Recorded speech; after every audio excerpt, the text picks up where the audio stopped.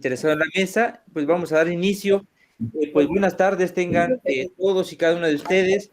A nombre del Centro Regional de Formación Docente e Investigación Educativa y la Universidad Intercultural de Chiapas, que son organizadores de este primer Congreso Internacional de Formación Docente e Investigación Educativa, les damos la más cordial bienvenida a la mesa 4, denominada Sujeto, Formación e Investigación Educativa. El día de hoy tenemos 4 ponencias interesantes que estarán a cargo de Fernando Ventura Álvarez, de Verónica Maldonado Hernández, de Óscar Prisciliano Fragoso Vidal, de Norma Alejandra Méndez Alcázar y Sergio Gutiérrez Hernández, y finalmente estarán también presentando su ponencia José Eduardo Gordillo, Rosana Santiago García y Verónica de Jesús Morales Burguete. La dinámica que estaremos trabajando, pues es precisamente cada uno de ustedes tendrá alrededor de 20 minutos para presentar su ponencia. Haremos todas las presentaciones, todas las ponencias de manera continua y finalmente tendremos un espacio de entre 30 y 40 minutos para poder hacer un espacio de diálogo, de reflexión en torno a sus hacia cada una de las ponencias presentadas. Mi nombre es Antonio Nájera y estoy también como moderador en este día, y mi compañero Andrés Jerónimo pues también estará con nosotros acompañándonos en el ámbito técnico, ¿verdad? Entonces, pues si no hay algún comentario, alguna pregunta previa, daremos inicio con la primera ponencia, que se llama Las expectativas del tutor hacia el docente en formación desde la visión didáctica. Entonces, enhorabuena, pues le damos paso a Fernando Ventura Álvarez con la primera ponencia. Adelante, Fernando. Un favor, maestro Antonio, Sí. ya que me vayan a quedar 5 minutos, si me puedes avisar. Perdón, sí. Luego me quedo de largo o luego es muy feo que te digan, ya se acabó el tiempo. Entonces, si me avisas 5 minutos antes, perfecto, yo voy cerrando. Así es. Sí, justo eso se me pasó decirles que cuando falten 5 minutos, yo les estaré, por aquí le voy a poner la manita esta que aparece. No sé si la logran ver. Entonces, esa es una señal de que les quedan 5 minutos. Muy bien. Muchas gracias. Bueno, pues Muy bien. comparto Pues pantalla. adelante, Fernando.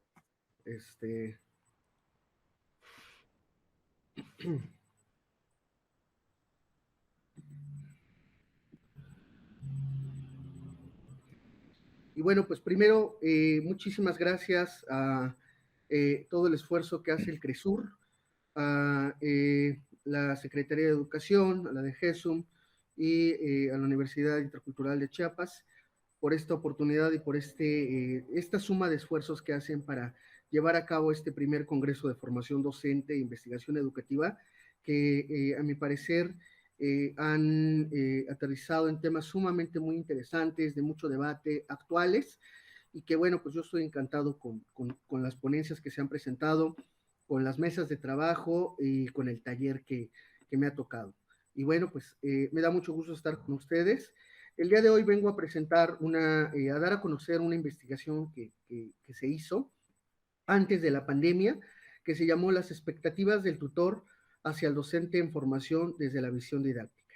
Y déjenme me presento, yo soy el doctor Fernando Ventura Álvarez. Actualmente trabajo en la Benemérita Escuela Nacional de Maestros en la Ciudad de México y también colaboro con otras universidades en nivel posgrado. Y bueno, pues qué gusto que haya estos espacios de discusión, de análisis. Y bueno, pues empecemos a platicarle un poquito de este trabajo que se llevó a cabo. Como muchos procesos de investigación, todo parte de una pregunta sumamente importante.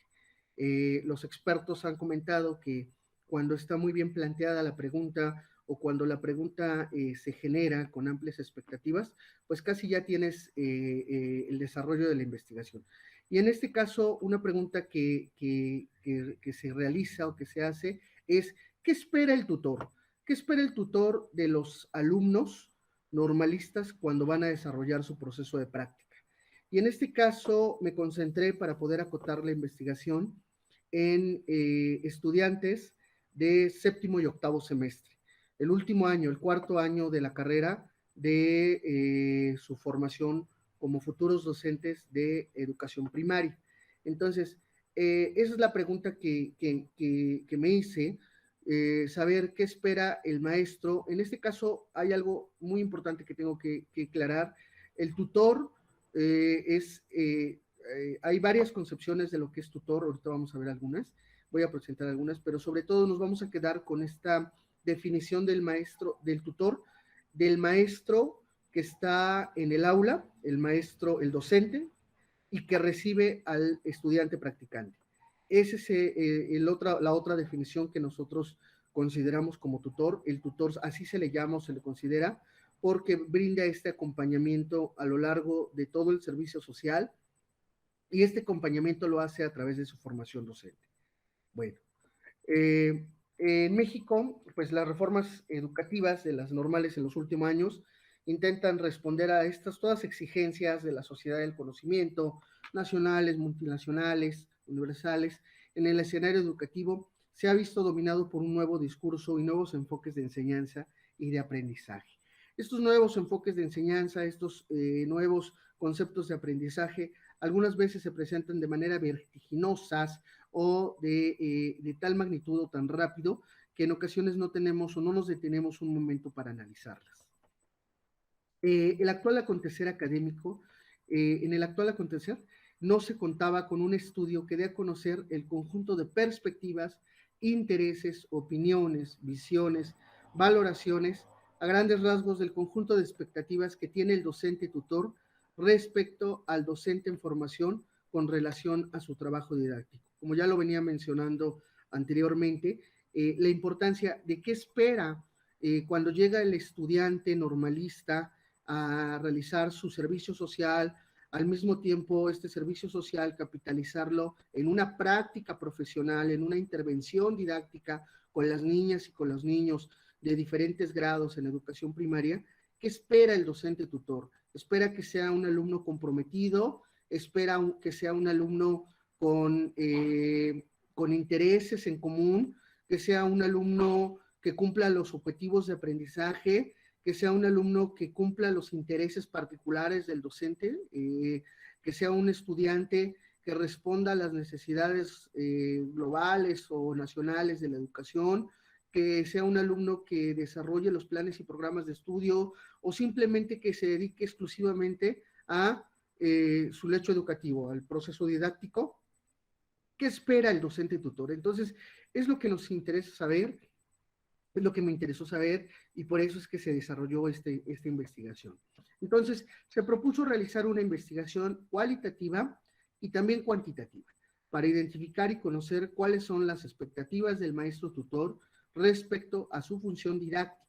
Y en este caso nos vamos a concentrar nada más en la función didáctica del docente en formación, que desarrolle en su servicio social y en las prácticas profesionales en su último año de formación inicial como futuros docentes, específicamente de nivel primario. La hipótesis. Los tutores que reciben y guían el trabajo didáctico con los alumnos de cuarto año, quiero mencionarles o recordarles que, por ejemplo, en la Ciudad de México, la Nacional de Maestros aún continúa trabajando con plan de estudio de la licenciatura 2012. Nosotros no hemos cambiado el plan 2012, hay otras normales que ya tienen otro plan. Nosotros aún contamos con el plan de estudios 2012. Entonces, estos alumnos cuentan con amplias expectativas respecto a su función didáctica, mismas que se infieren y se vinculan con la formación inicial profesional.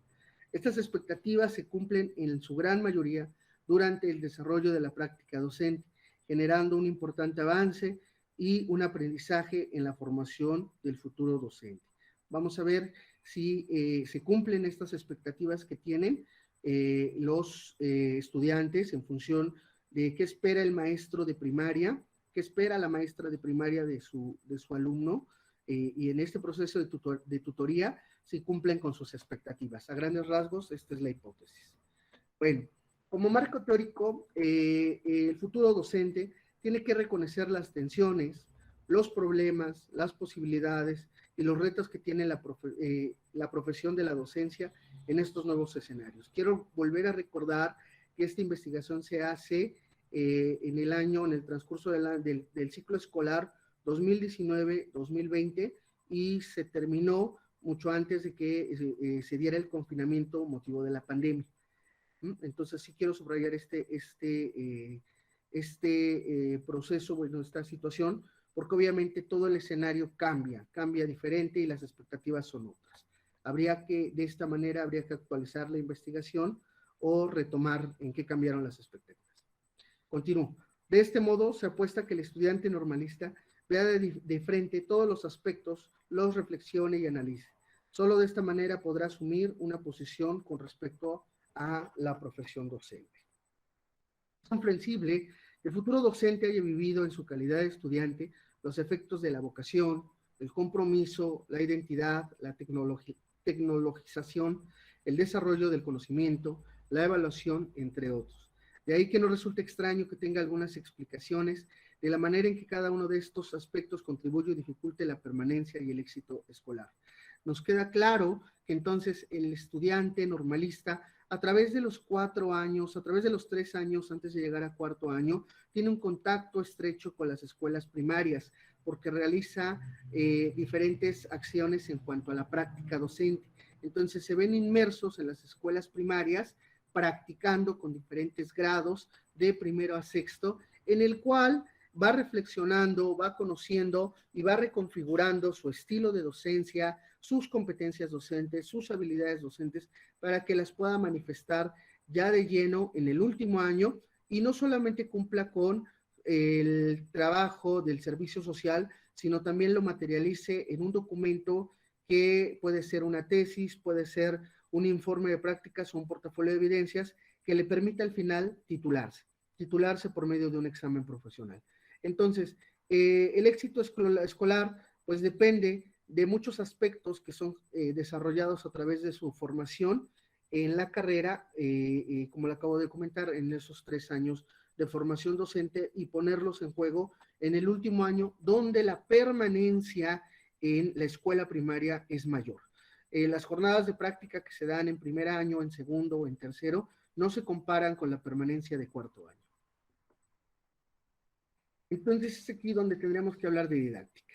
La didáctica que se debe aplicar desde las clases es aquella que permita la concepción de proyectos de vida encaminados a lograr una calidad de vida diametralmente opuesta a los factores de exclusión social, para el logro de una educación liberadora y de calidad.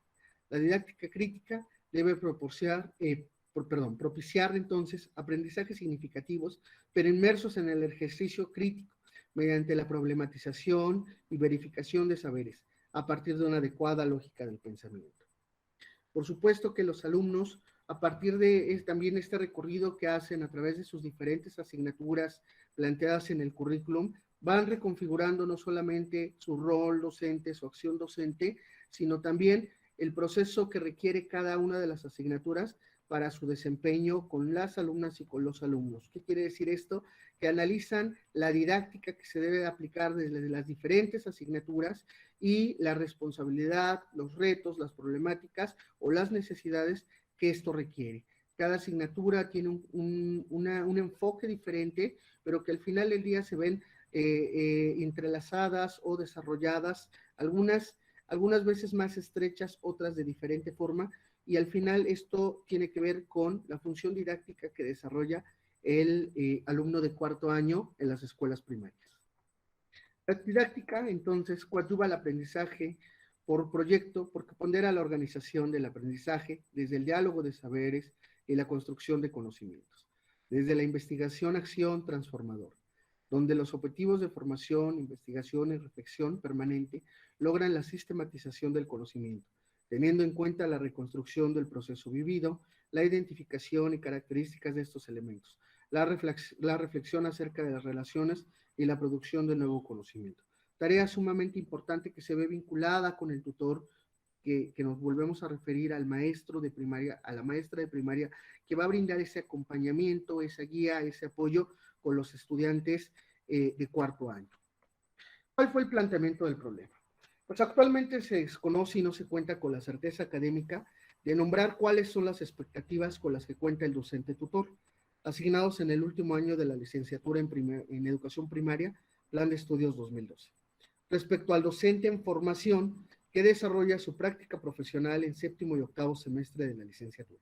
Se obtienen algunas nociones, por supuesto que se cuenta con un bagaje de nociones, que se tienen algunas reflexiones o se piensa en eso, o se prejuzgan diferentes aspectos. Sin embargo, se va a carecer de documentos académicos que aclaren, que subrayen, que determinen o que den a conocer aquellos aspectos que se espera y requiere que el docente o tutor de primaria respecto al alumno normalista que lleve a cabo al realizar su práctica docente. La metodología. Se diseñó un instrumento de escala psicométrica, también denominado método de escalas sumarias Likert, basado y considerando las competencias profesionales que el docente en formación debe consolidar al egreso de la licenciatura. ¿Qué quiere decir esto? Se tomó como elementos sustanciales estas categorías de análisis, las competencias las convertimos en categorías de análisis, las competencias profesionales que el docente en formación debe de consolidar o debe de tener cuando egrese de la licenciatura, en el entendido de que ya los 3 años de licenciatura le ayudan a superar estas barreras de las cuales hablábamos o consolidar su estilo de docencia, donde se permitiera conocer la opinión y las actitudes que manifiestan los docentes tutores respecto a la hipótesis, así como también considerando el propósito de la presente investigación, para que posteriormente se pudieran analizar de forma cuantitativa los resultados obtenidos. Se aplicó de forma aleatoria el instrumento diseñado para conocer sus expectativas por parte del tutor, a una población muestra por 80 docentes de diversas escuelas primarias de práctica docente. Esta población muestra, compuesta por 80 docentes, fue aleatoria. Los 80 docentes fueron seleccionados de manera aleatoria y no solamente de una alcaldía o de una escuela primaria en particular, sino de toda la población, que son 360 estudiantes de la licenciatura. Se seleccionó solamente esta muestra de 80, y estos 80 fueron los que nos ayudaron a responder esta escala psicométrica. Después de la recolección de los instrumentos, se realizó el respectivo vaciado de la información, generando una base de datos, y con la ayuda del programa estadístico IBM SCPS Statistics, se llevó a cabo diversas interpretaciones y análisis. Se corrieron correlaciones, y bueno, pues se exponen a continuación los resultados. A partir de los resultados obtenidos por medio del análisis estadístico presentado, se expone la factibilidad del estudio a través de la investigación etnográfica, apoyada en entrevistas y cuestionarios aplicados a los docentes tutores. Esto quiere decir que no solamente como parte de la metodología se aplicó la escala Likert, sino también se llevaron a cabo diversas entrevistas que se le hacían a los tutores y entrevistas que se le hacían a los alumnos, y cuestionarios específicamente enfocados a la función didáctica pedagógica que debían o deberían de cumplir, y las entrevistas hacia qué esperaba, muy cargado hacia esta visión, a estas expectativas que esperaba el docente tutor. Y bueno, se espera que en el último año el alumno de práctica docente cumpla con la mayoría de sus competencias profesionales, en específico con aquellas relacionadas directamente con los procesos de enseñanza. El docente en formación diseñe planeaciones aplicando sus conocimientos pedagógicos, considerando el contexto de los alumnos y, por supuesto, basándose en el plan y programas de estudios. Promover la convivencia, respeto y aceptación a través de espacios incluyentes para los alumnos. Que el alumno propicie un clima de confianza y respeto. Esto sí fue fue uno de los elementos que más los maestros más mencionaban o con más coincidencia por parte de los participantes en cuanto a sus respuestas, no solamente en la entrevista, sino también en los cuestionarios. El clima de confianza y de respeto, que es lo que se esperaba. Asumir el compromiso que la docencia requiere, cumpliendo las normas de instrucción y reglamento en el aula. Que genere alternativas siendo proactivo y propositivo en diversas acciones de ayudantía pedagógica con el docente tutor, y que intervenga con la comunidad escolar en la búsqueda de prevenir y solucionar problemas de aprendizaje, y diseñe estrategias para facilitar el aprendizaje, incluyendo las tecnologías de la información y la comunicación, considerando una evaluación integral. Y bueno, pues aquí está el rango. El rango se tuvo un puntaje de toda la escala Likert se dividió el puntaje en 800, que es el puntaje de 10 competencias que se desarrollaron. El puntaje máximo es de 4000 y se obtuvo un valor y se generó un valor obtenido de 3528 elementos, puntos, y por lo tanto se pone en la categoría de muy bien. Quiere decir que entonces que se cumplen con las expectativas, se cumplen muy bien con las expectativas de el tutor. Y la percepción del cumplimiento de las expectativas es del 88.2% de los docentes a los cuales fueron encuestados y a los cuales también se les entrevistó. Entonces es un amplio, muy, muy amplio margen que esta gráfica de porcentaje se obtiene de la recategorización y la valoración. Muy bien, y pues rápidamente me voy a las conclusiones. La tutoría es una de las funciones propias de los profesores, caracterizada por orientar y apoyar el desarrollo integral del estudiante normalista, ya que a su vez, a través de esta podemos detectar la problemática que ellos tienen y a la vez orientarnos adecuadamente. Es sumamente indispensable que el estudiante tenga la suficiente confianza con su tutor para que con él pueda dialogar respecto a las dificultades que se presentan en su práctica docente y éste le pueda facilitar la ayuda adecuada. El tutor de la escuela primaria debe saber escuchar, prestar atención a lo que el estudiante normalista le está manifestando, de ser capaz de ayudar al estudiante normalista a enfrentar situaciones que se le presenten en su vida académica. Y por último, la tutoría académica puede y debe, por tanto, ser un apoyo para los estudiantes normalistas en el desarrollo de una metodología para lograr un buen desempeño escolar de los alumnos, creando así un clima de confianza y favoreciendo el desarrollo profesional, brindando información al estudiante que apoye en su vida, su vida profesional, que permita orientar al estudiante normalista en las formas de resolver los problemas dentro de su contexto escolar. Y bueno, por mi parte es todo de esta investigación realizada. Muchas gracias, Fernando. Sin duda alguna, un tema que pone en la mesa un espacio de discusión, ¿verdad? Importante, y cómo va planteando también, pues en su ponencia, Fernando, ¿verdad? Este tema de la didáctica crítica y el diálogo de saberes, que juega un papel importante, ¿verdad? En la formación de los jóvenes normalistas, de los futuros profesores y profesoras.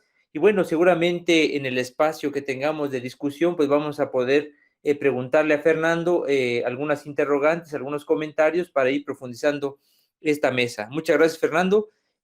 Vamos a darle paso a la siguiente ponencia a cargo de Verónica Maldonado Hernández y Óscar Prisciliano Fragoso Vidal.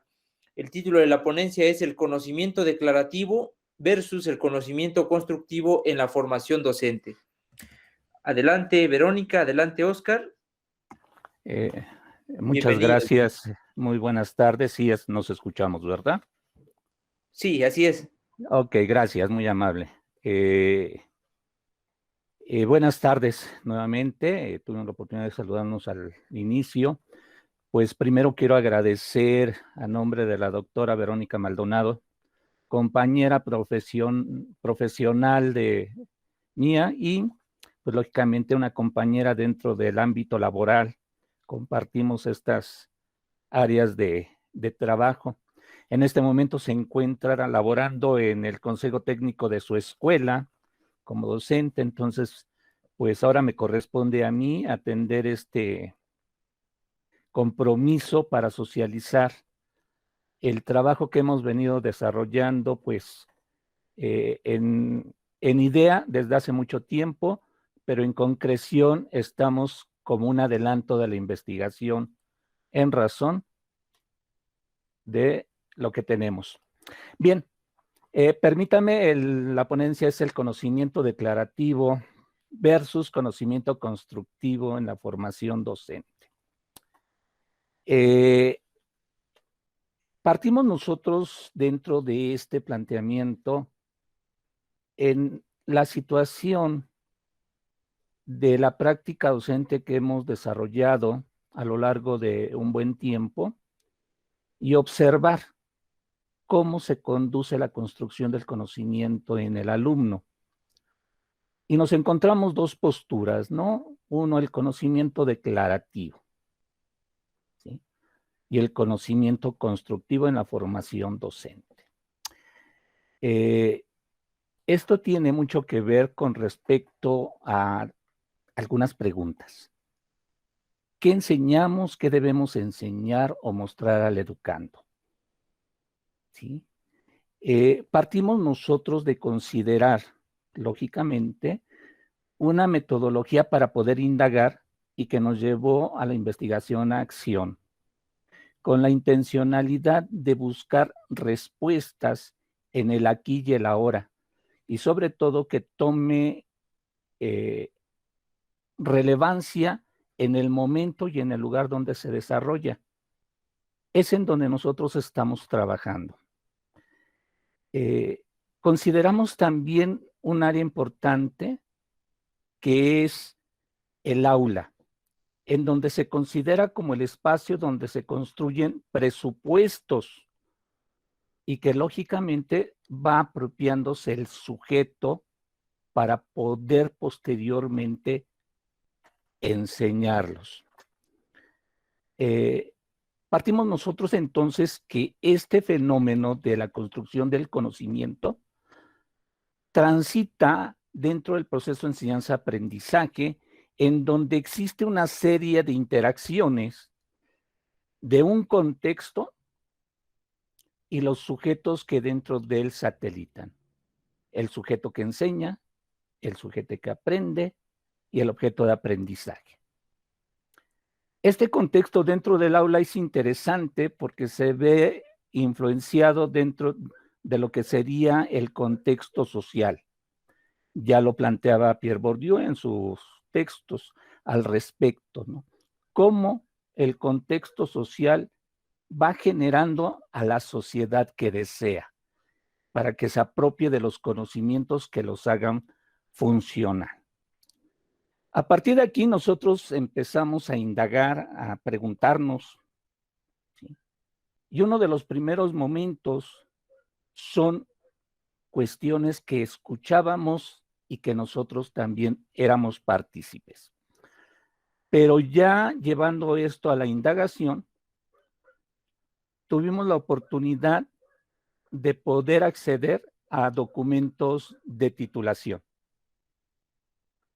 Una muestra que en la ponencia viene ya bien identificada, ¿sí? Pero retomamos algunos documentos donde podemos identificar ciertos elementos de argumentación que desde el punto de vista de la construcción del conocimiento nos pueden definir qué es lo que está conociendo, qué es lo que está aprendiendo y cuál es su construcción de manera muy puntual.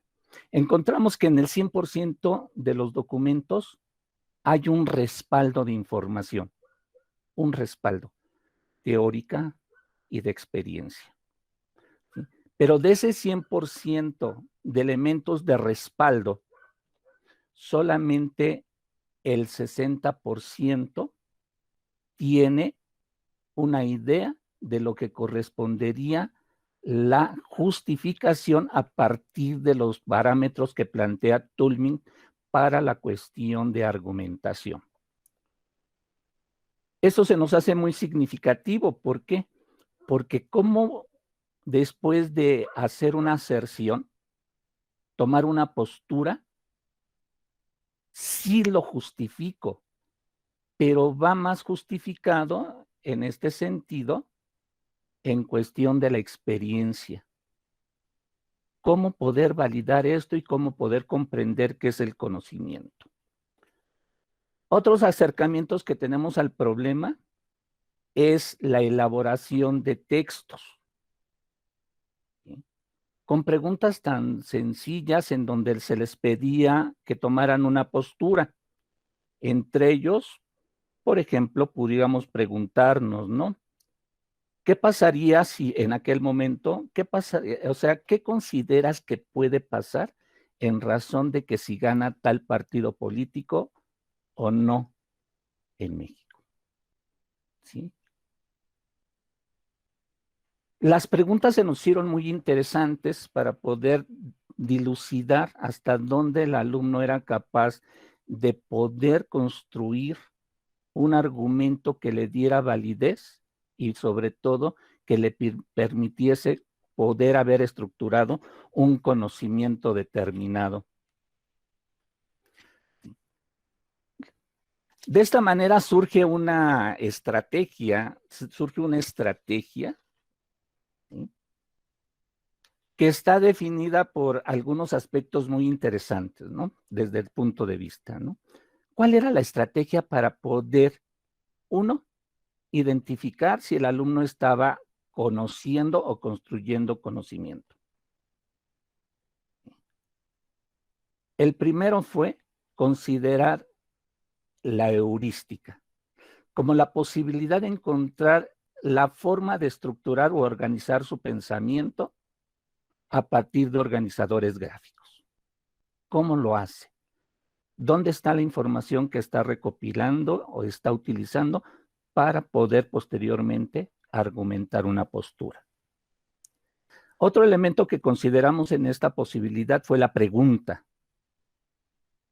Este elemento, como el conflicto que plantea Piaget, ¿sí?, nos lleva a que sin cuestionamiento, sin problema, no tenemos aprendizaje.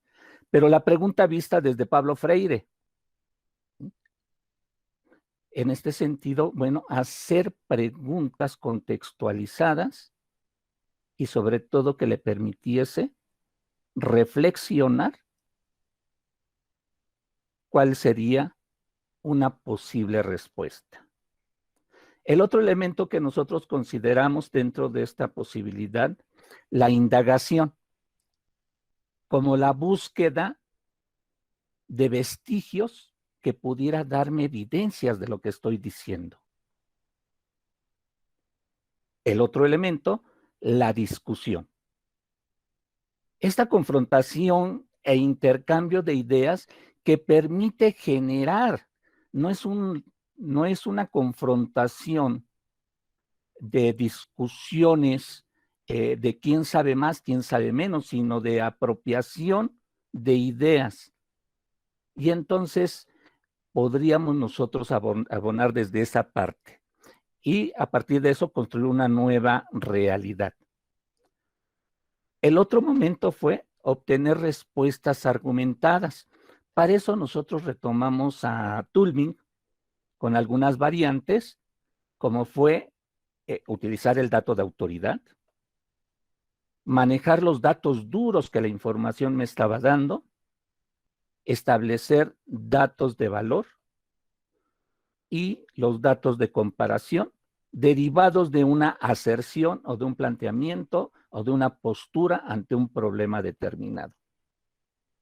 El último elemento nos llevó a buscar una posible forma de evaluar estos criterios y lo encontramos dentro de la taxonomía de John Biggs denominada SOLO, que contempla 5 niveles para poder evaluar la adquisición o el dominio y la construcción de un conocimiento. Pero vuelvo a la pregunta, ¿no? ¿Qué enseñamos? Porque desde ahí deriva nuestro problema, ¿sí? Y bueno, políticas vienen, políticas van. A partir del inicio del siglo o del nuevo siglo, el mes 21, el modelo educativo para el siglo XXI demandaba estos elementos importantes, ¿no? Competencias. Y entonces, ¿qué tenemos que enseñar y qué tenemos que demostrar? Y nos vamos a enseñarle a construir conocimientos, a construir nuevas realidades, a resolver problemas. Para esto nos pide, lógicamente, la enseñanza contextualizada, el momento de hoy, ¿sí?, y el lugar este. El aprendizaje centrado en el alumno, no en aquellos alumnos. Uno de los problemas que tuvimos nosotros era el hecho de pensar que cuando hablábamos de Piaget y sus estadios, los muchachos iban a los centros de prácticas y encontraban que Piaget no existía ahí en la razón que estaba establecida. Teníamos que construir nuevas realidades. El otro elemento que permea en esta situación es los 4 pilares que se establecen originalmente dentro del planteamiento de la UNESCO y el 5º pilar. El 5º pilar de la educación, que desde el 2004 está considerado como para la educación sostenida y sustentable. Aprender a transformarme y a transformar mi mundo. Pero sigue la pregunta, ¿qué debo de enseñar y cómo debo de enseñar? ¿Para qué debo de enseñar? Y para esto necesito ayudarle a que construya su conocimiento. Y entonces partimos nosotros de 2 elementos que plantean algunos filósofos, entre ellos Luis Villoro, ¿sí?, que habla de la creencia y el conocimiento. En ambos casos, los 2 son elementos de conocimiento que nos van a permitir constructos mentales derivados de esta relación social natural y que me explica mi realidad. Y en ambos casos podríamos decir que son conocimientos.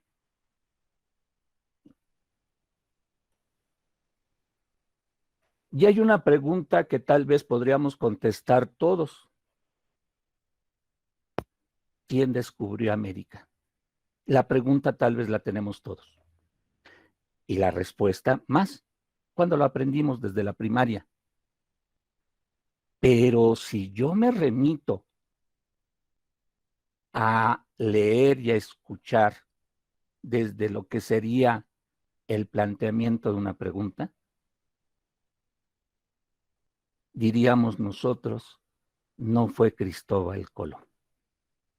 La pregunta no me denota esos elementos. ¿Sí? ¿Por qué? Porque cuando lo descubrió Cristóbal Colón, no se llamaba América. ¿Sí? ¿Y entonces quién fue? Y entonces tenemos que enseñarle al alumno a no responder de manera declarativa a partir de un supuesto cognitivo, que es la creencia.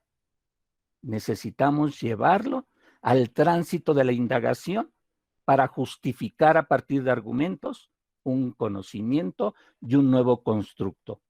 El conocimiento declarativo no es malo, porque ese se construye a partir de la teoría conocida y de la parte vivencial. Pero necesitamos nosotros acceder para validar o refutar un planteamiento que a partir de repetirse muchas veces es válido. Y dicen que cuando una mentira se repite muchas veces, tiene el riesgo de convertirse en verdad. El conocimiento constructivo nos lleva a esta parte dinámica, dialéctica, en donde el pensamiento complejo, el pensamiento lateral, ¿sí?, el pensamiento divergente le debe de permitir al alumno construir nuevas realidades. De ahí que nosotros construimos le llamamos nosotros control de lectura, en donde el alumno va estableciendo preguntas que le lleven a encontrar una verdad o aceptar la verdad que tiene en este momento. ¿Sí? Hugo Semmelmann plantea en uno de sus textos de que por qué hemos llegado hasta donde hemos llegado en la sociedad. Y su respuesta tiene que ver con el hecho por qué hemos ido en contra de la razón. ¿Sí? ¿Por qué razón nosotros vivimos con lo que vivimos en el conocimiento? Porque me da seguridad. Y entonces la indagación, la construcción del nuevo conocimiento nos lleva a un mundo diferente. No repetimos lo mismo. Y si lo repetimos en razón de argumentos y derivados del conflicto, de la pregunta, de la investigación y de la construcción científica. Los elementos que planteamos nosotros dentro de este control de lectura heurístico partimos de preguntas. Vayamos a indagar, a encontrar qué es lo que me puede dar de validez, lo que tengo yo como conocimiento o lo que yo espero encontrar. ¿Sí? Discutirlo, dialogarlo, confrontarlo, estructurar un esquema de tal manera que me permita ordenar mis ideas, llamado organizador gráfico, heurístico, y poder dar una respuesta argumentada. Que repito, que pueda validar o refutar la concepción del mundo y transitar algo nuevo. ¿Sí? Y la evaluación de la taxonomía, a partir de la taxonomía solo. Esto me lleva no solamente a repetir, sino a argumentar. ¿Sí? Y construir un nuevo mundo. El quinto pilar es uno de los elementos que se trabaja dentro de los planes y programas de estudios, pero nunca se denota. Desconozco por qué. Pero esto sería nuestro pequeño avance. Estamos por terminar ya con este último ciclo escolar, como aquellos alumnos que han transitado a partir de 4 años en la escuela normal, terminaron un cuarto grado con su documento recepcional, ¿sí? Con el acompañamiento de estos compañeros docentes que llevan el dato, Nos quedamos no solamente sin audio, no lo escuchamos, maestro.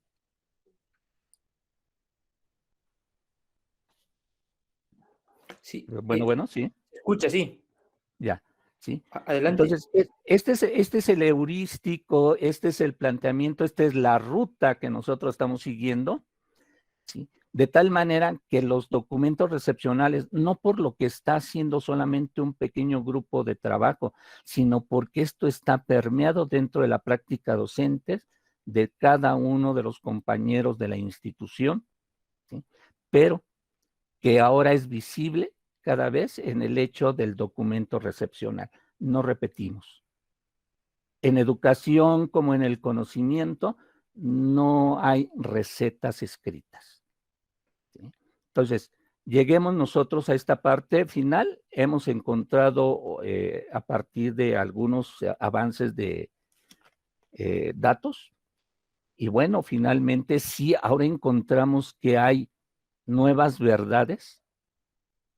Ya no buscamos encontrar a Piaget en nuestras escuelas, pero sí podemos justificar algunos rasgos que Piaget plantea, pero que nosotros los visualizamos de otra manera en nuestras instituciones. ¿Sí? Entonces, aquí este es el planteamiento, la ponencia tiene más datos y esperamos probablemente un segundo congreso en donde daremos fe de la culminación de la investigación que nosotros desarrollamos. Muchas gracias. Muchas gracias, Oscar y Verónica, ¿verdad? Por presentar precisamente esta ponencia muy interesante, ¿verdad? Y cómo se está planteando sobre todo el tema del contexto, ¿verdad? Es decir, creo que podemos rescatar este concepto, esta categoría del concepto para a partir de allí precisamente hacer un planteamiento nuevo en cuanto a la formación, ¿verdad? De los estudiantes. Hacer preguntas contextualizadas me parece muy interesante, que seguramente tendremos tiempo también para dialogar con Oscar y Verónica, ¿verdad? Particularmente con Oscar, cómo estos planteamientos freireanos se mantienen hoy en día y como decía, bueno, no vamos a encontrar a Freire o a Piaget, pero sí podemos encontrar, ¿verdad? Parte de este proceso histórico, estos anclajes que nos están dando estos teóricos importantes. Entonces, pues muchas gracias, Oscar. En breve estaremos iniciando con el proceso de diálogo entre todos.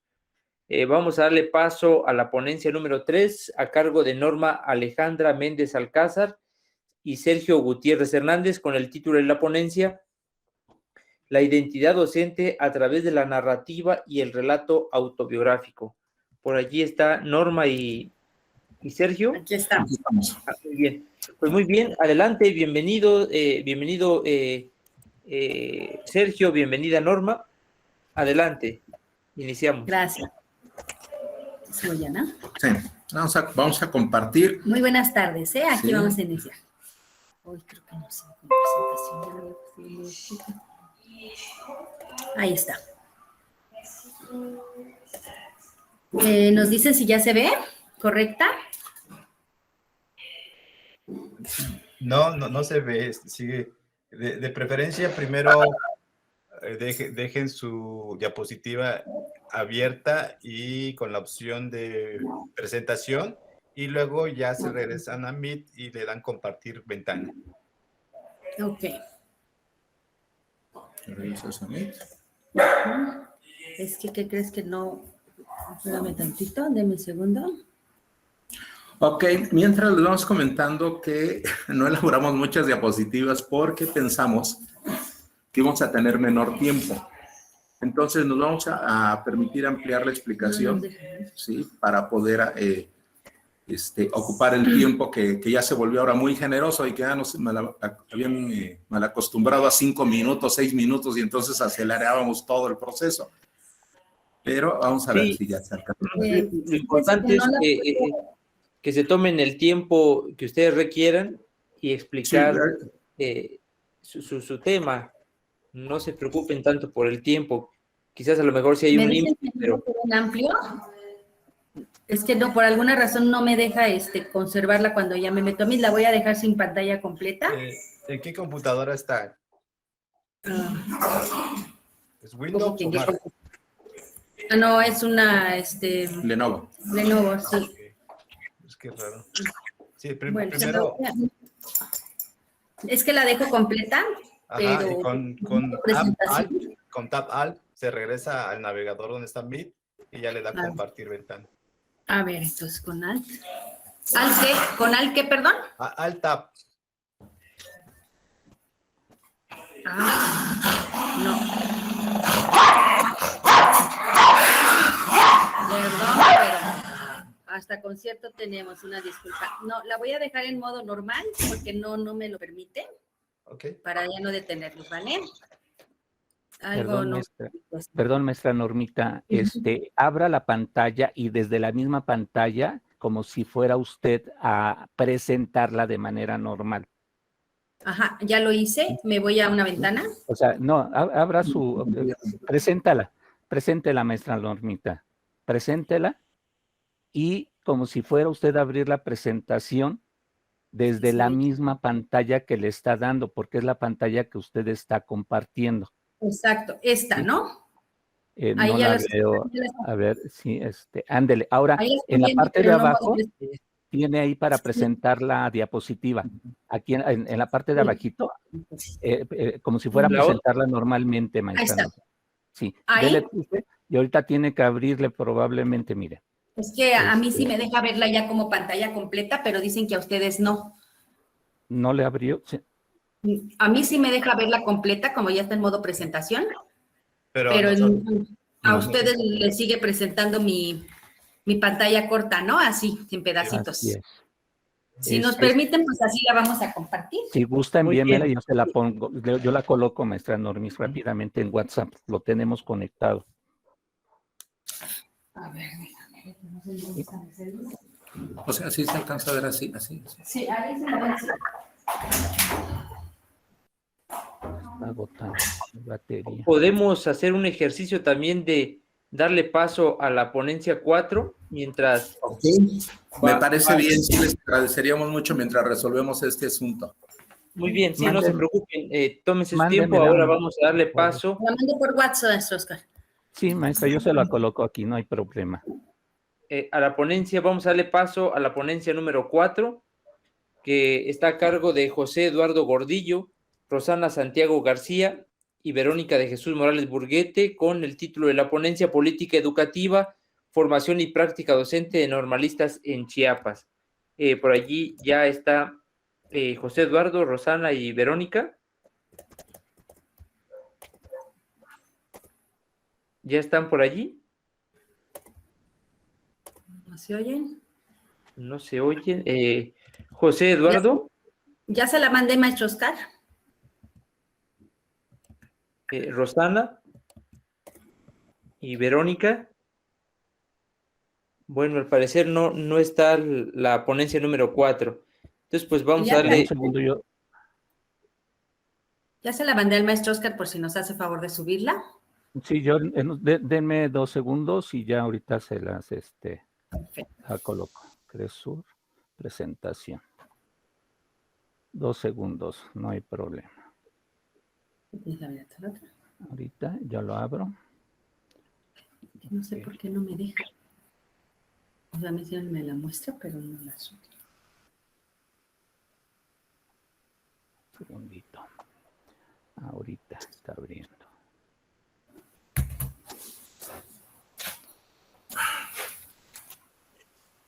Mientras vamos iniciando, pues va a ser importante que al finalizar esta ponencia, pues puedan ir colocando en el chat algunas preguntas, o más bien también podemos hacer, pues de manera, abrir sus micrófonos y presentar directamente alguna interrogante, alguna pregunta, algún comentario para los ponentes e iniciar el diálogo. En un segundo ya está ahorita, comparto la ventana. Presentación. Cresur. Estamos aquí. Es esta.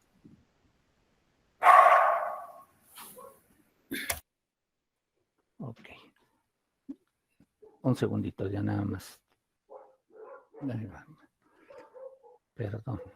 Okay. Una disculpa a todos, aquí nos falló la tecnología. Sí, lo probamos, pero quién sabe, al abrir no sé por qué no nos permite. Un segundo. Hoy.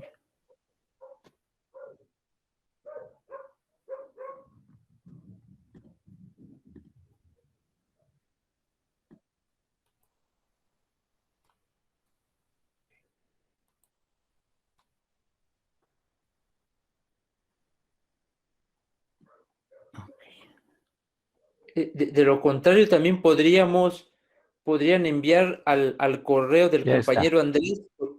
¿Ya está? Ya está, es y compartimos. Sí, jefe. ¿Sí se ve? Sí, ya se empieza a ver. Muchísimas gracias, Oscar. No sé, ¿sí se ve? Sí, ya está. Adelante. Sí. ¿Y le das lo siguiente, Oscarito, por favor? Claro. Sí. Claro. Ahí está. Ok. Bueno, ¿en dónde estamos situando nosotros la investigación que hemos venido desarrollando durante los 3 últimos años, pero que se concreta en este último año? Lo hacemos por 2 cosas. Una, haber vivido la experiencia como asesores de 7º y 8º semestre del Plan de Estudios 99 de la licenciatura en Educación Secundaria con especialidad en Física. Las generaciones que nosotros atendimos como asesores para la elaboración de su documento recepcional y para acompañarlo durante el periodo de prácticas intensivas en condiciones reales de trabajo, fueron las generaciones 2015-19, 2016-20 y 2017-21. En un principio, no habíamos tenido la experiencia de acompañar a los alumnos en un proceso tan importante de su vida académica, personal y profesional. Evidentemente, los documentos clave con los que contamos, ¿sí? Son los lineamientos para la organización del trabajo académico, las orientaciones académicas para la elaboración del documento recepcional, ¿sí? Y obviamente lo que está ahí es llevar a cabo un proceso de práctica que les permita reflexionarla, sistematizarla y poder elaborar un documento escrito para poder obtener su título profesional. Nos llamó la atención porque regularmente en las escuelas normales el número de alumnos que están en un grupo se divide y entonces cada uno de los asesores va por su propia ruta.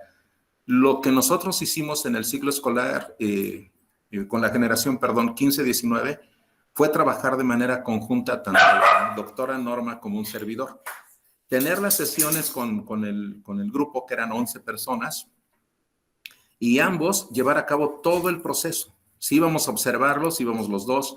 Si los acompañábamos, íbamos los dos. Si elaboramos el documento, los dos. Y esa parte era complicada para percibirla por parte de los estudiantes, quienes decían, bueno, ¿quién de los dos es el responsable? Pues los dos. La siguiente generación ya se incrementó la matrícula y eran 18. Entonces fuimos 3 compañeros y de manera colegiada y colaborativa trabajamos los 3. Eso también nos ayudó muchísimo, ¿sí? Y al final creo que los resultados fueron muy interesantes. Y la 2017-21 acaba de concluir y también, a pesar de que fue virtual por estas cuestiones de la pandemia, lo trabajamos también de manera conjunta. Si nos ayudas, Oscarito, con la que sigue, por favor, Sote. ¿Sí? ¿Cuáles son las actividades docentes y la relación con los estudiantes? Pues para la generación 2015-19 todas fueron presenciales. La interacción fue muy intensa.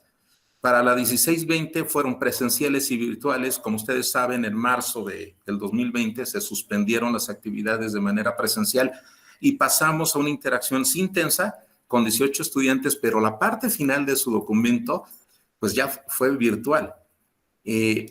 Con la generación 17-21, todas las actividades fueron virtuales y fue poca interacción que tuvimos con los 3 estudiantes, y entendiendo la interacción en términos presenciales. O sea, yo debo de confesar, a diferencia de la maestra, de la doctora Norma, porque ella estuvo en un área donde tuvo interacción con todos, que yo solamente de manera física conocía a 3 estudiantes.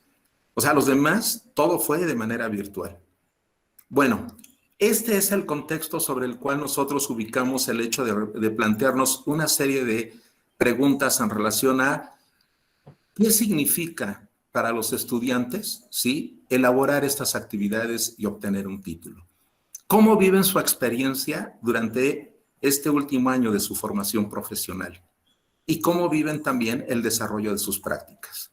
Adelante, Oscarito, por favor. Para ello, sí, nosotros tomamos 2 elementos que hemos venido trabajando incluso con los propios compañeros de la Escuela Normal, que tiene que ver con la narrativa, que se desprenden de la narrativa y que tiene como elemento el relato autobiográfico, ¿sí? Primero que nada, la narrativa autobiográfica es un campo de conocimiento que se ha venido trabajando ya desde hace años. A mí me sorprendió mucho que en el Plan de Estudios 99 hay un documento de Escudero de apoyo a la formación en donde ya se habla, ¿sí?, de la recuperación de los relatos autobiográficos y de la narrativa, y que se expresan concretamente en el diario del profesor, ¿sí?, en los registros, ¿no?, y que muchas veces se consideran como un instrumento de recopilación de información.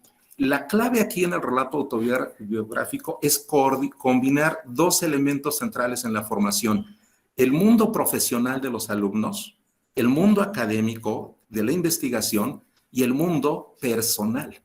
¿Cómo lo viven?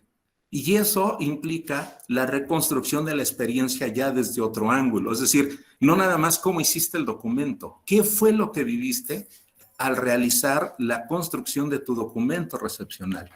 Y para ello ocupamos estos elementos que están trabajados mucho por Escudero, por Bolívar y por Alicia de Alba.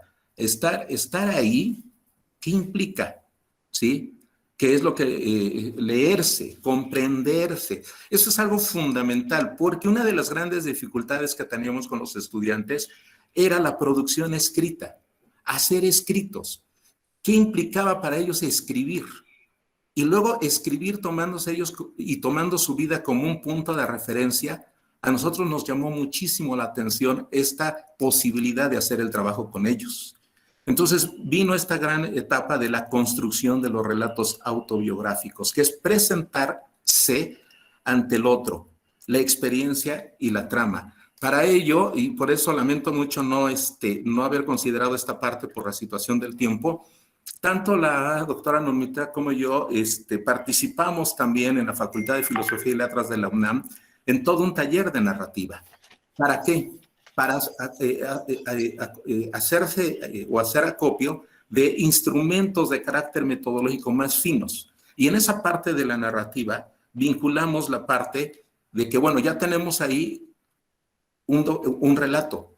Ahora, ¿cómo lo pasamos a un campo analítico? Y del campo analítico, para poder hacer la revisión y la reconstrucción de la experiencia, lo pasamos a un campo interpretativo. Y en el campo interpretativo encontramos dos grandes autores. Uno que es Gadamer y el otro que es Paul Ricoeur. Y que en el seminario nos ayudaron a nosotros muchísimo para poder entender la importancia que tiene el relato de vida. Este enfoque hermenéutico es en investigación como alternativa a la parte científica, ¿sí? Es una reflexión del asunto humano. Se recupera la experiencia y el lenguaje. Se incorpora el sentido. Se basa más en la lógica de la comprensión de la experiencia humana. Tiene un modelo inductivo y nos permite comunicar el sentido del lenguaje del otro y de cómo se presenta y de cómo se vive en el mundo académico con el mundo social que le rodea. Y eso se traduce en el campo también de lo familiar. Lo familiar es un concepto clave que vamos a manejar más adelante.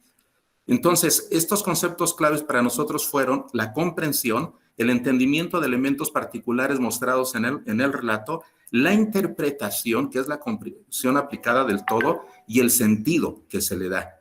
Para esto, insisto, recuperamos a Ricoeur y a Paul Ricoeur y a Gadamer, ¿sí? ¿Qué es común? ¿Qué es común que nos encontramos? Bueno, que la hermenéutica es una posición ante el desarrollo de la ciencia desde la modernidad. No se valora la hermenéutica en función de lo científico, ¿sí? Y para nosotros lo hermenéutico era una revaloración del sujeto y su experiencia, y la resignificación de la dimensión del lenguaje hablado, pero también escrito, ¿sí? Entonces, para esto, ya como un elemento de sustento, la posición de la hermenéutica en la pedagogía, ¿sí? Que para ello, para nosotros, pues bueno, lo consideramos un elemento sustantivo cuyo fin es la interpretación de los fenómenos referentes a la educabilidad del ser. Y eso para nosotros fue fundamental, porque ya con ese bagaje teórico pudimos comprender más lo interesante que era acompañar a los estudiantes en un proceso definitivo de su vida, ¿sí? Y de su vida tanto personal como de su vida profesional. La otra, Oscarito, por favor, Sote. ¿Sí? ¿Cuáles fueron los resultados en la cuestión del relato autobiográfico? Bueno, primero que nada, ¿sí? Los relatos hablan por qué llegaron a ser profesores, por qué se inscribieron en la normal.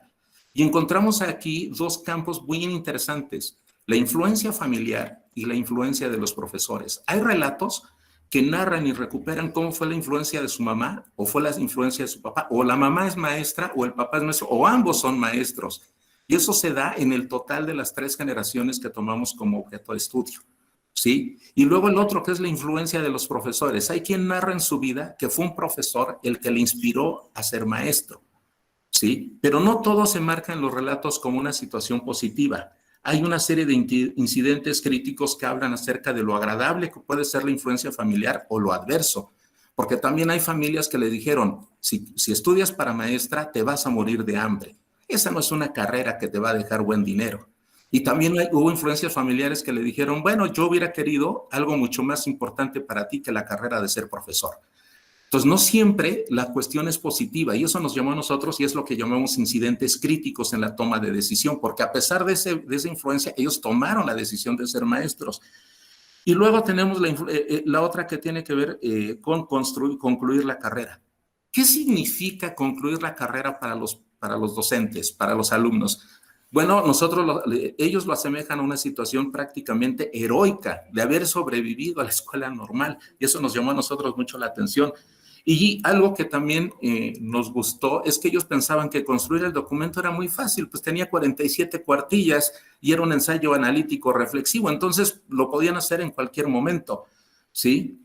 Y bueno, otro elemento que nosotros encontramos de gran significado para los estudiantes fue la ceremonia de graduación, porque es una situación paradójica entre la victoria y al mismo tiempo el temor ya de egresar, ¿sí? Sin embargo, se vive como algo realmente victorioso.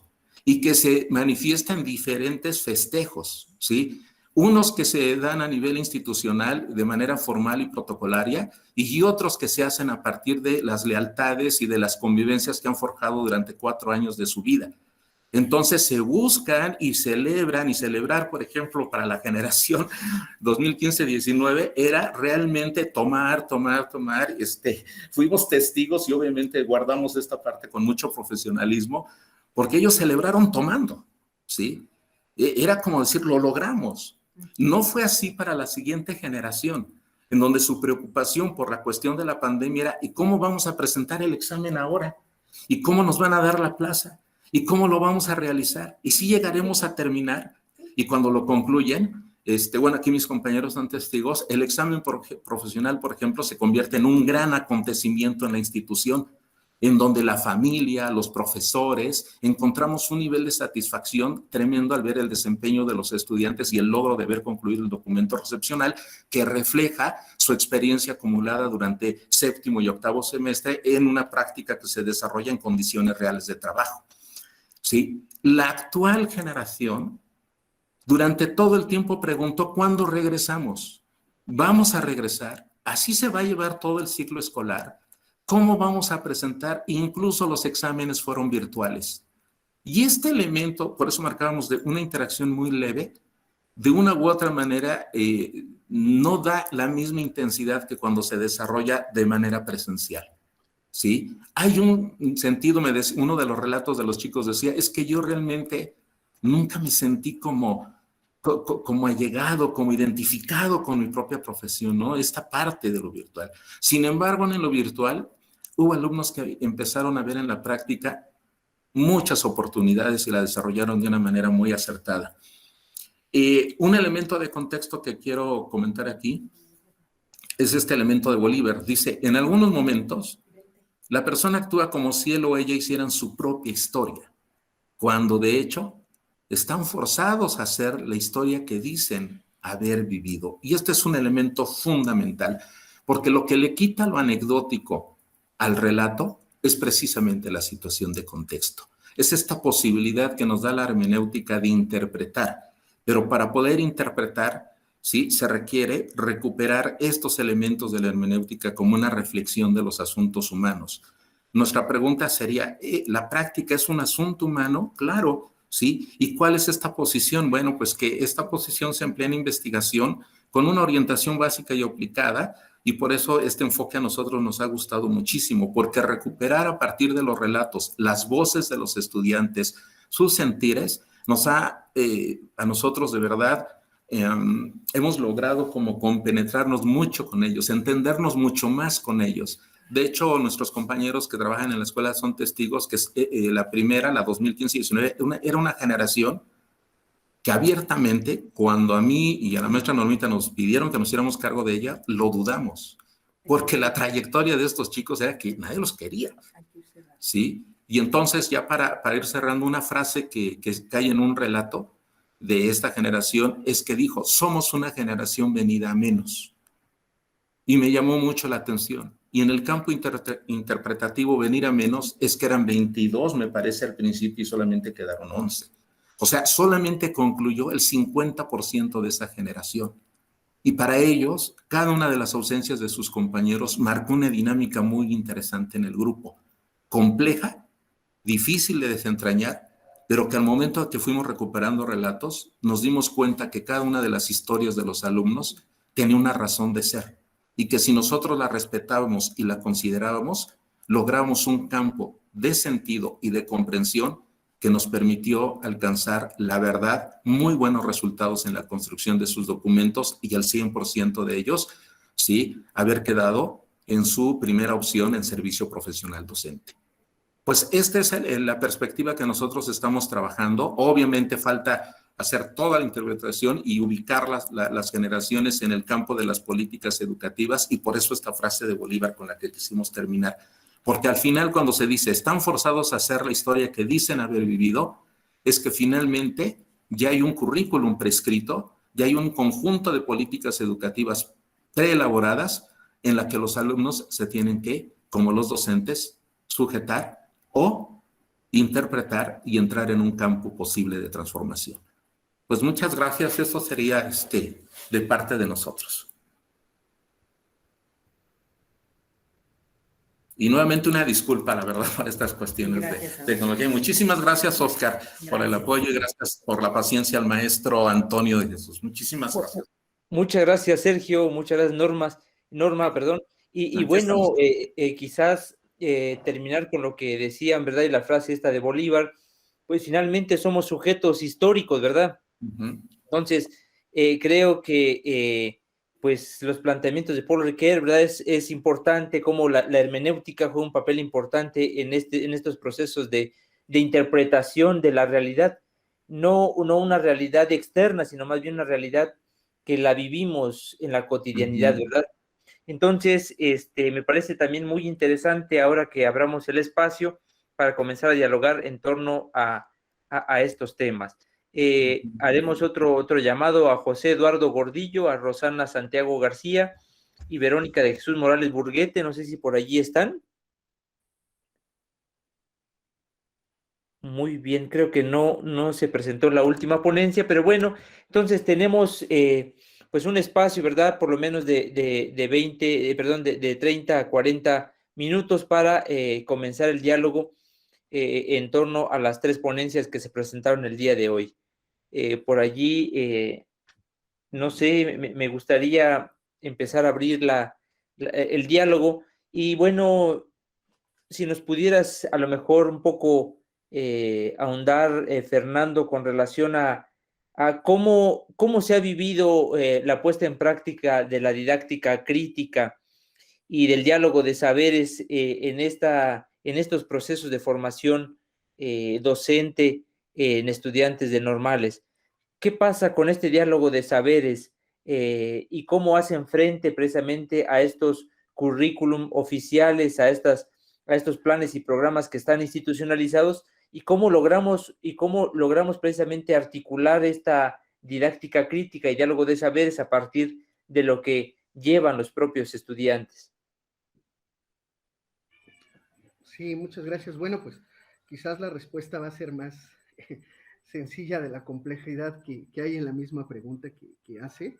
Y bueno, la parte dialógica que se construye en específico con los tutores y que nos ha tocado investigar, ha sido desde una manera, vamos a llamarlo en 2 momentos.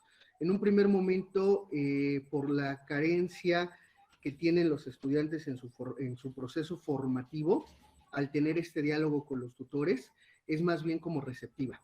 Entonces, en un primer momento es así como muy abierta a aprender, a que el docente tutor les explique, les haga saber muchas cosas, pero ya después se convierte en una situación de construcción porque ya se involucran las experiencias que tienen los propios estudiantes en función de el aprendizaje o la función didáctica que van desarrollando con los alumnos que tiene la maestra tutora. Entonces ahí es lo interesante, ¿no? Porque en este segundo momento es donde se forma, se comparten algunos vínculos en los que pueden coincidir o diferir, ¿no? Y aunque sea una situación dialógica no tan académica, al final del día sí es una cuestión didáctica, ¿no? Que ayuda a la construcción del sentido del aprendizaje. Entonces, quizás en estas coincidencias de que, oye, ¿y tú viste que fulanito se distrajo? Sí, yo lo percibí igual. ¿Y qué te cuesta más trabajo? Vi que te costó mucho trabajo enseñar matemáticas con proyectos, entonces, ¿por qué no cambiamos el sentido, la jugada? Y es ahí donde se va construyendo estos espacios, ¿no? Que yo he visto que nacen de una informalidad y ya después van llenándose estos huecos de algunos postulados, ¿no? Algunos autores que van reconstruyendo propiamente, sobre todo cuando hacen esta reflexión crítica de lo que ha sido su práctica, ¿no? Utilizan para ello varios instrumentos. El diario, ¿no? Como lo refiere Porlan, es un instrumento sumamente importante en este sentido. Gracias.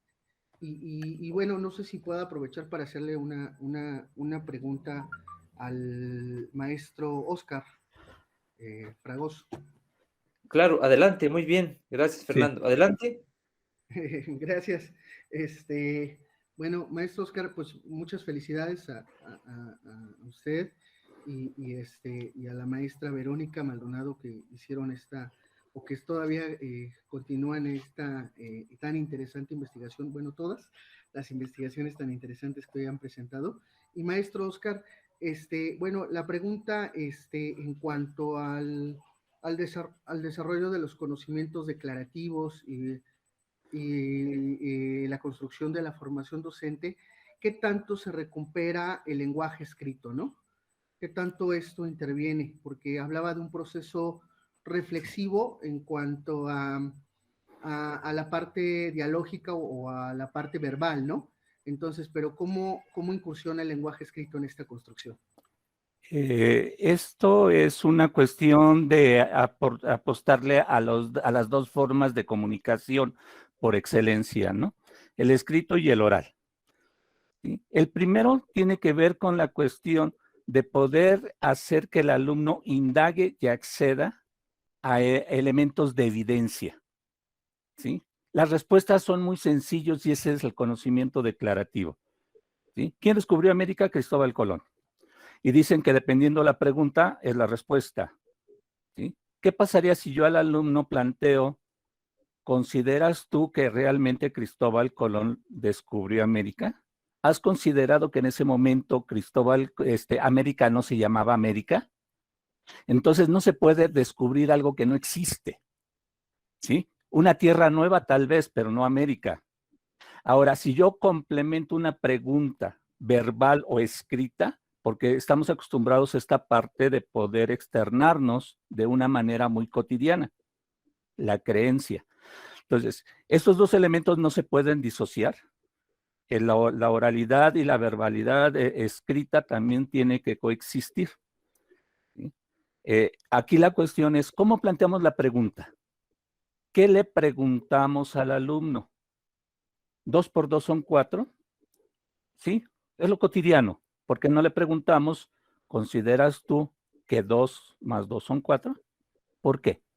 Y entonces tenemos que ir desarrollando esta parte de la oralidad, la cuestión escrita y sobre todo esta parte intelectual que le permita romper esquemas para poder construir nuevas realidades, ¿sí? Damos por hecho de que el conocimiento está dado por per se, ya no existe otra cosa. No obstante, hasta este momento podemos decir que hemos llegado hasta donde hemos llegado porque se ha conflictuado a la razón, pero no se puede hacer sin pregunta, no se puede hacer sin indagación y no se puede hacer sin expresarlo. Y entonces lo escrito y lo oral está dado. Los ejercicios que se han hecho con los muchachos han sido muy propiamente dicho en lo cotidiano, ¿sí? ¿Qué opinas? ¿Consideras tú? ¿Qué pasaría si? ¿Sí? Entonces, esto rompe con esquemas de la pregunta directa para una respuesta directa. Decía uno de mis alumnos que acaba de salir en esta generación, estamos acostumbrados a la pedagogía de la respuesta, más no a la pedagogía de la pregunta, ¿sí? Entonces, estos dos elementos, por eso hablo de la revisión de algunos documentos recepcionales. Estoy seguro que ahorita de los que acaban de egresar tienen elementos, no por lo que estamos haciendo en un solo grupo o en un pequeño nicho, sino porque también estamos validando que el trabajo que se realiza aún sin haberlo establecido en una academia, hay un producto realmente en donde el alumno escribe, no lo que le pido que escriba, que diga no lo que quiero que escriba, sino la construcción de una nueva realidad, ¿sí? Y para hacerlo necesitamos transitar al pasado, hacer esta retrospectiva. Ya Descartes incluso lo planteaba en ese sentido. Lo que vivimos ahorita tiene un vestigio de una realidad pasada, lo que viví. Y entonces eso tendrá que dar pauta a vislumbrar un futuro diferente, ¿sí? Entonces, sí, estos dos elementos están predestinados, por eso también hacemos nosotros uso de Toolming, con estos elementos en donde el alumno pueda buscar elementos de validación. de sustentación, pero no para que diga lo que yo quiera, sino que puede expresar lo que él ha aprendido y a partir del aprendizaje, lógicamente la construcción del conocimiento o el conocimiento para desarrollar el aprendizaje. ¿Sí? Sí, muchas gracias, doctor. Indudablemente, esta parte me recordó, me remontó una anécdota muy breve, muy breve. Estaba en un recreo y estaba un niño de cuarto año de primaria, cuarto grado de primaria, y ahí fue donde me acerqué y le dije, oye, me estaba contando ciertas cosas y le pregunté, oye, ¿y en qué año vas? Y me dice, voy en el año 2020. Entonces, ahí esa anécdota inmediatamente ahorita me recordó porque, bueno, este niño de cuarto grado, ¿no? Inmediatamente me mostró una lección, ¿no? Mal planteada la pregunta, ¿no? Sí, gracias. Tal vez. No, al contrario. Y si me permiten nada más abusar de este comentario, ¿no? Muchas veces decimos en días festivos, ¿no? Tráeme una flor de papel para adornar el salón. La pregunta sería, ¿hay flores de papel? Y entonces enseñamos la palabra o enseñamos el concepto. El concepto es un constructo mental, intelectual, que me puede describir realmente la realidad como es. No hay flores de papel. ¿Sí? Son representaciones de algo que existe. ¿Sí? Entonces, esta forma de comunicarnos es de lo cotidiano, la creencia. Y dicen por ahí, ya no tenemos que creer. Sí, Tendríamos que pensar. Efectivamente coincido, Perdón. ¿no? Porque, por ejemplo, en otro planteamiento, en ocasiones los alumnos, ¿no? Se refieren a otros maestros, es que es muy tradicionalista, ¿no? Y le digo, ¿qué crees? Yo también soy tradicionalista, le digo, me encantan las tradiciones, festejo Día de Muertos, festejo 10 de mayo, festejo Navidad, ¿no? Entonces, si te refieres a eso, yo soy muy tradicionalista. Quizás lo que estabas buscando era muy conductista, ¿no? O repetitivo. Entonces, el lenguaje, vaya que, y en el español, vaya que es rico, ¿no? Y más en este español adaptado a los mexicanismos, más. Gracias. Muchas gracias a Oscar y a Fernando. ¿Alguien más tiene algún comentario, alguna pregunta que quiera hacer a los ponentes?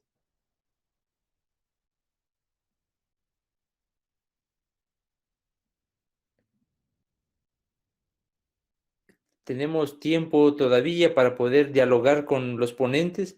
Adelante, Elizabeth. Tiene apagado su micrófono. Ya, de la última ponencia que presentaron los doctores, sí me llamó la atención lo que comentan sobre los relatos autobiográficos, en donde le señalan a la doctora, a la doctora Alicia de Alba. Lo comento porque creo que es un elemento excelente de investigación.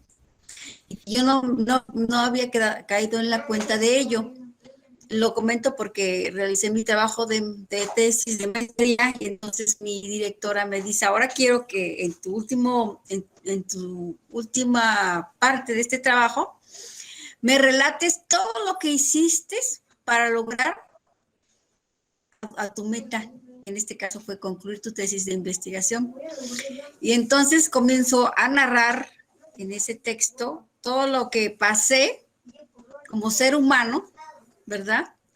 Para poder realizar ese trabajo porque, pues, en mi caso soy madre de familia, aparte estaba yo, pues, estoy con un trabajo con un trabajo que hay que realizar y en donde cumplimos un horario, tenemos que realizar las actividades, más en casa, pues, ser madre de familia y todo lo que ello implica, ¿no?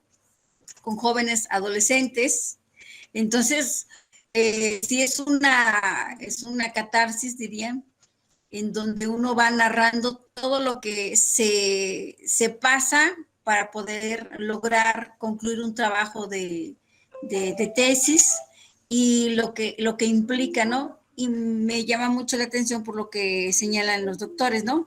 Es que en la historia de ese relato, de ese acontecimiento que va viviendo el sujeto, hay muchos elementos que permiten comprender, por ejemplo, en este caso, en mi situación, que no concluí ese trabajo al final de la maestría, y que fueron otras circunstancias las que me llevaron a concluirlo. Entonces, en este sentido, es una parte muy compleja, pero también muy rica en el sentido de que evidencia todas las vivencias, las vicisitudes, los problemas, las situaciones que va viviendo el estudiante en su formación, ¿no? Y no tener quizás salir de esa visión tan comprada y simplista que nubla o que oscurece muchas cosas cuando uno desarrolla un trabajo y todo lo que implica para uno estar en ese proceso de formación. Yo creo que ahí hay muchos elementos con mucha carga significativa. Entonces, no sé también el doctor si nos pudiese dar la bibliografía de la doctora Alicia de Alba, donde él señala lo de los relatos autobiográficos. Eso es. Gracias. Sí, con todo gusto. No sé si se lo puedo hacer llegar por un WhatsApp. Yo tengo el texto prácticamente, ¿sí? Que son precisamente configuraciones narrativas, y lo que la doctora Alicia de Alba hace es precisamente recuperar la historia de vida de un cuerpo académico y cómo recupera la trayectoria personal, de vida personal de cada uno de los integrantes, y cómo llegan a conformar un cuerpo académico desde la etapa de formación hasta la de consolidación. Entonces lo va rescatando, ¿sí? Y el entrevistador, ¿sí? Es a Piña Osorio. Entonces realmente es un texto que me parece que es muy interesante, sobre todo por la fundamentación que la doctora da. Ella en 1989-90 es la encargada precisamente de hacer posible que Henry Giroux y Michael Apple vengan a México. Entonces a ella ese acontecimiento le marcó su vida académica, ¿sí? Entonces la clave era, porque todavía en ese año no había ni cuerpos académicos, ni mucho menos, era cómo lograr hacer producción escrita a partir precisamente de la investigación, y bajo qué enfoque y bajo qué elementos teórico-metodológicos nos vamos a identificar. Entonces, yo tuve la suerte el año pasado de estar en ese seminario, y la verdad es que me dio una orientación totalmente diferente, y pues yo estoy, Oscar es mi testigo de que estoy como muy enamorado de esta perspectiva. Me encanta trabajarla, lo he hecho con docentes de la escuela normal. Logramos incluso integrar una revista precisamente a partir de narrativa y de relatos autobiográficos de docentes, que tiene una riqueza para mí de verdad extraordinaria. Y es precisamente esto lo que Riquet llama, cuando retoma la parte de la construcción de la trama de Aristóteles, ¿no? Una vida no examinada es una vida sin sentido. Y revisar la propia vida es una manera de darse cuenta y de lograr una comprensión sobre sí mismo. Si uno logra ese proceso, que no es tan sencillo, pues entonces ubica la situación propia y también de lo que se ha aprendido. Permite que el sentido de la vida sea un eje conductor en el aspecto tanto intelectual como formativo, ¿sí? Pero además hay algo fundamental que a mí me gustó mucho lograr, porque estoy tomando mucho al doctor Oscar como referencia, a la doctora Norma, pero hay una grave dificultad en nuestra escuela por la producción académica. Entonces, convencer a los docentes que pueden iniciar la construcción de un texto partiendo de esta cuestión metodológica fue un detonante muy interesante. ¿Qué quiere decir esto? Que en lo que hermenéutica se llama la inserción del sujeto en la producción del conocimiento. Entonces, queremos que los alumnos produzcan, queremos que los alumnos escriban, pero escriben muchas veces cosas como muy ajenas a su vida personal.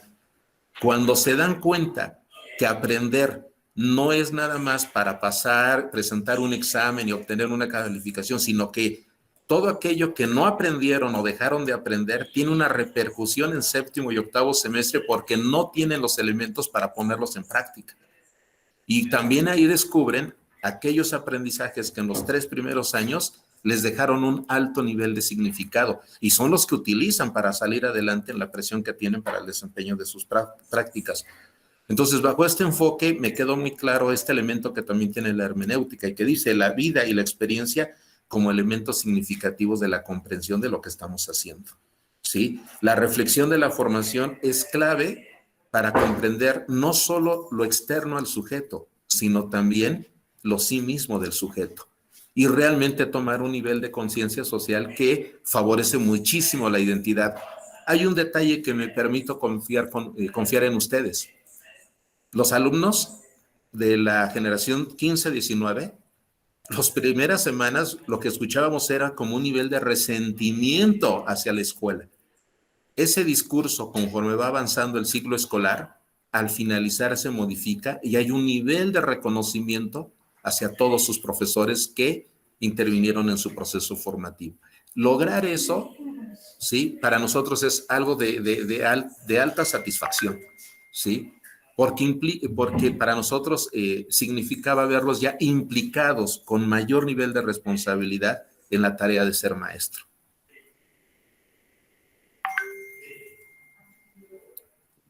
Sí, perdón, no sé, pero ahorita checo la manera en cómo le hago llegar algunos textos. Claro que sí. Gracias, muy amable. Muy bien, muy interesante, ¿verdad? El diálogo que se ha iniciado y cómo a partir de la experiencia que plantea Elizabeth, bueno, surge precisamente todo este planteamiento que nos hace Sergio con relación a esta generación de cierta identidad, ¿verdad? Que van construyendo los estudiantes a lo largo de su proceso formativo, ¿verdad? No sé si alguien más quiere tomar la palabra para hacer alguna otra intervención.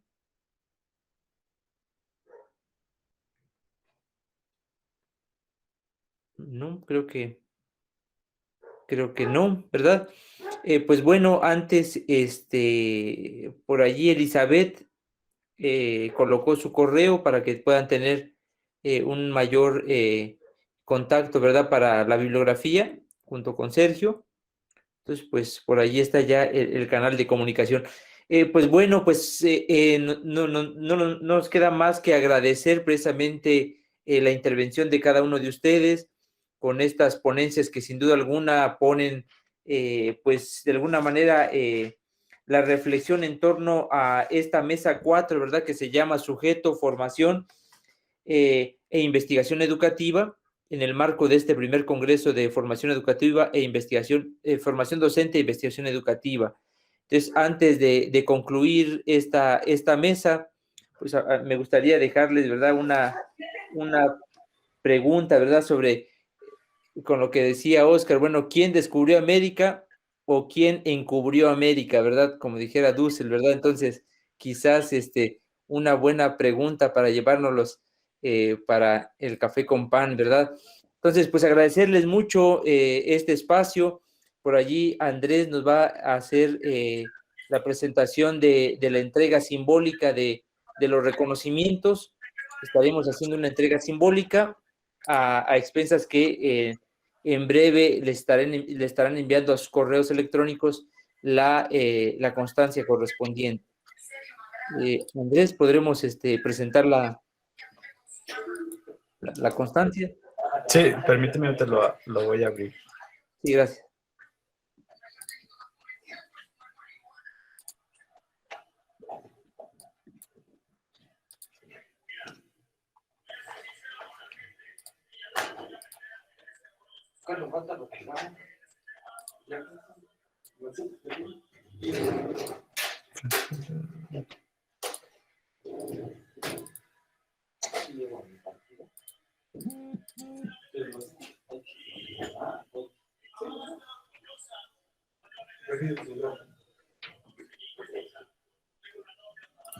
Muy bien, bueno, pues de manera simbólica y para cada uno de ustedes ponentes, Vamos a leer la constancia, ¿verdad?, que estarán recibiendo.